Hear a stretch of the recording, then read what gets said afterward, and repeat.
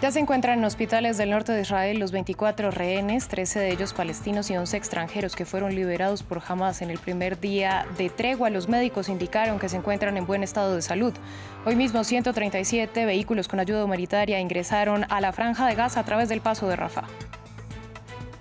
Del otro lado llegaron a la ciudad palestina de Beitunia los 39 presos palestinos excarcelados por Israel, todos ellos mujeres y adolescentes que se encontraban en prisiones israelíes desde antes del ataque de Hamás el 7 de octubre.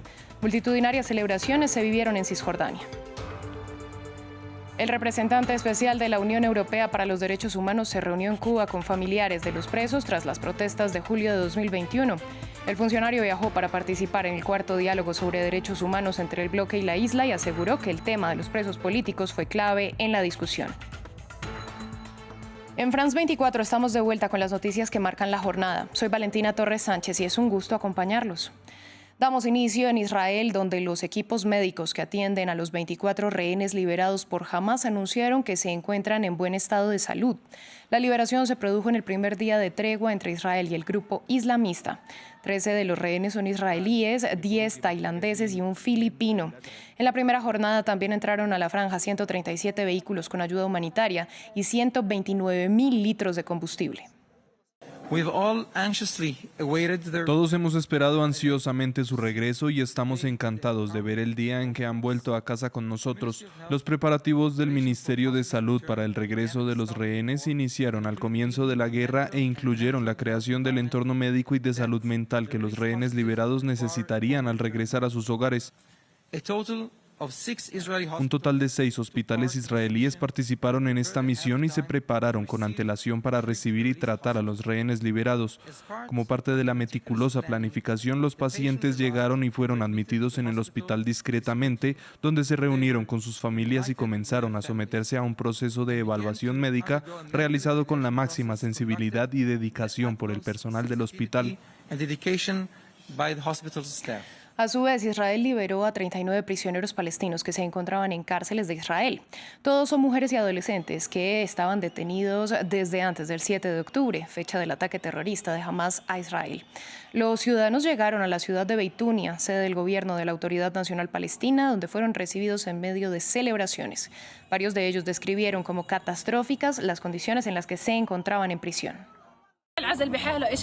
El tema del confinamiento solitario es algo enorme, especialmente porque ellos me separaron de las otras chicas de la sala. Yo ignoraba lo que estaba sucediendo en la sala, o las niñas en la sala, y esto nos afecta mucho, especialmente como prisioneras palestinas de seguridad. Entre tanto, el presidente de Estados Unidos, Joe Biden, indicó que hay posibilidades reales de que la tregua de 4 días que inició en la mañana del viernes entre Israel y Hamás se pueda extender. El mandatario dijo que instó al primer ministro de Israel, Benjamin Netanyahu, a reducir el número de víctimas mientras lucha para eliminar a Hamás, lo que calificó de objetivo legítimo. It's only a start, but so far it's gone well.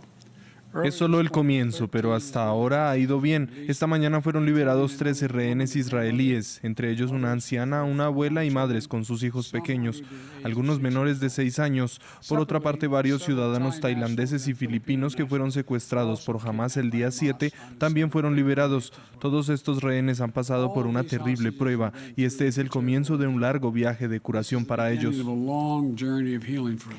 Vamos ahora a España porque el gobierno convocó al embajador israelí en Madrid luego de que Israel llamara a consultas al embajador español. Israel tildó de apoyo al terrorismo las palabras del presidente del gobierno, Pedro Sánchez, quien aseguró que la matanza de civiles es inaceptable. España respondió que las acusaciones son totalmente inaceptables y que se dará una respuesta oportuna.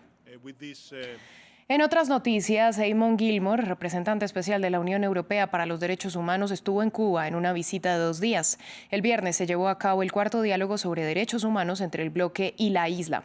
El funcionario aseguró que los detenidos en las protestas de julio de 2021 fueron un tema clave de la discusión.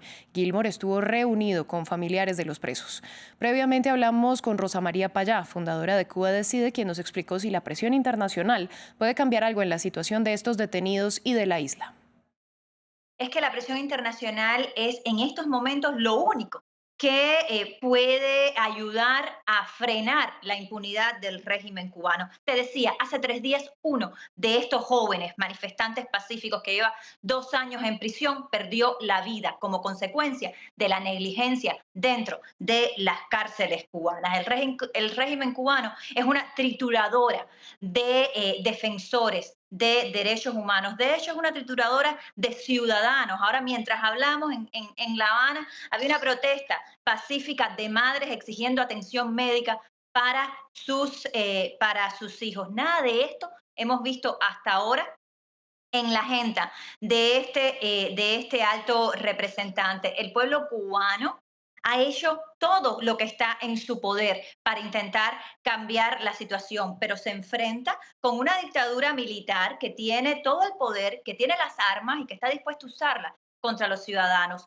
Por eso es tan importante la presión de parte de la comunidad internacional, porque es esa presión lo único que puede hacer que ese régimen tenga que someterse a la voluntad soberana de los ciudadanos y acceder al ejercicio de los derechos humanos, al acceder a la voluntad de cambio del pueblo cubano. Una visita que no incluya un reconocimiento real de la situación dentro de la isla, que no incluya entrar a las prisiones y ver, por ejemplo, a José Daniel Ferrer, líder opositor cubano que lleva 2 años en celdas de aislamiento, que no incluye un ejercicio real de comunicación con la sociedad civil independiente cubana, no con las organizaciones inventadas por el régimen cubano que responden al régimen cubano y que son las que se han reunido con el señor Gilmore. Una visita que no reconoce esa realidad es una visita que ayuda al régimen y no que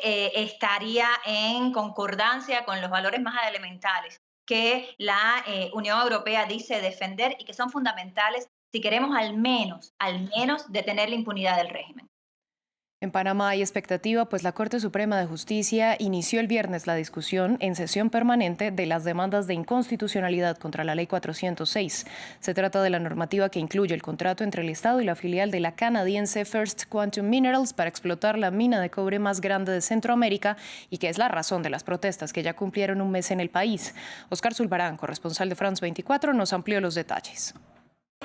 Este viernes se inicia una jornada crucial en Panamá luego de más de 30 días de manifestaciones, de protestas e incluso de cierres en las principales vías del país. Inicia una jornada crucial porque la Corte Suprema de Justicia se ha declarado en sesión permanente hasta tanto tenga una respuesta, pueda emitir un fallo sobre el contrato entre la empresa canadiense First Quantum y el Estado panameño. El Pleno de la Corte, compuesto por 9 magistrados, se encuentra analizando cada una de las demandas de inconstitucionalidad presentadas durante las últimas semanas. Por su parte, los manifestantes han organizado y han llevado a cabo una serie de marchas que han tenido como destino final la sede de la Corte Suprema de Justicia, donde también han permanecido durante varios días en vigilia un grupo de ciudadanos esperando la respuesta del máximo tribunal del país. Aún no hay una fecha, no hay un momento definitivo que la Corte Suprema de Justicia haya definido para dar una respuesta sobre este tema. El secretario general de Naciones Unidas, Antonio Guterres, alertó sobre los riesgos relacionados con el derretimiento que sufre la Antártida a causa del calentamiento global. El funcionario llamó a los líderes mundiales que asistirán la próxima semana a la conferencia climática COP28 a actuar inmediatamente para que no se desvanezcan las esperanzas de un planeta sostenible. What happens in Antarctica does not stay. Lo que sucede en la Antártida no se queda en la Antártida, y lo que sucede a miles de kilómetros de distancia tiene un impacto directo aquí en la Antártida.